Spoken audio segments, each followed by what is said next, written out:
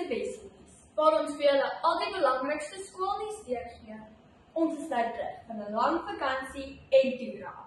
En volsnou aan die gang met akademie, sport en kultuur.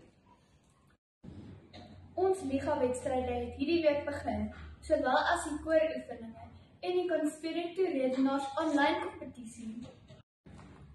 Hou asseblief die nuusflits dop vir oefentye en wedstryddatums. Die kooruitjies moet asseblief Vrydagoggende 7uur in die Lapa oefen. Ons oefen ook maandagmiddag vir die ouetjies wat nie by sport betrokke is nie.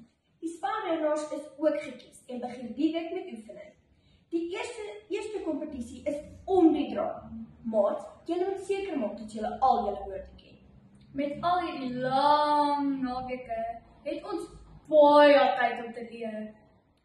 So van lang naweke gepraat, onthou ook dat die skool gesluit is vir die week, 28 April tot 2 Mei. Julle moet goed uitrus. As ons in Mei inkom, dan gaan ons lekker besig wees. Beslis, dis oopdag, skaak, pops en valkedag. Alles in 1 maand. En dan is die eksamen ook nog tussendeur. Die skool se oopdag vind plaas op 10 Mei. Versprei asseblief die sosiale advertensie en nooi al jou vriende om na ons mooi skool toe te kom. Ons sluit vir nou eers af. Geniet julle lang naweekwessies. Baie dankie aan Sutan, ons borg vir die week. Kontak hulle gerus vir lekker mini donuts en waffelsteks. Tot volgende keer!